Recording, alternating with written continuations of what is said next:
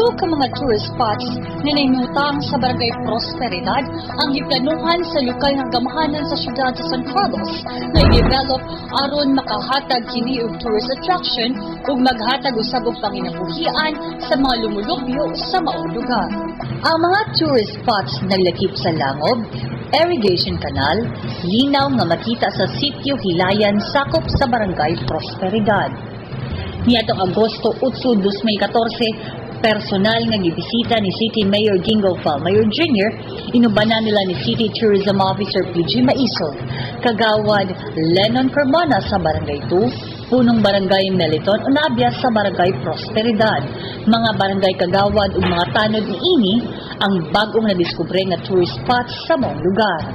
Bisan sa kalisod sa agianan, nagpadayon gihapon ang grupo alang sa pagsaksi sa mga tourist spots dinhi sa syudad. Unang giadto sa grupo nga mao ang irrigation canal, dayon patubang sa Langob, din gisulod sa grupo nga gipanguluhan ni City Mayor Gingo Falmayor Jr.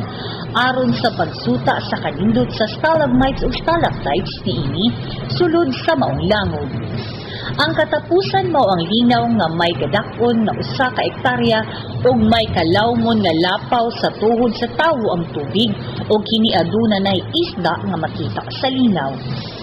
Mukabat og 1 og tunga sa kilometro ang baklayon, usa ka maabot sa mga nasangpit nga tourist spots o plano sa City Tourism Office nga i-develop aron mahimong sayon agian ug mas mahimong duol na lang unya kung mapatuman ang pag-develop sa mga nasangpit nga tourist spots dito sa may Barangay Prosperidad.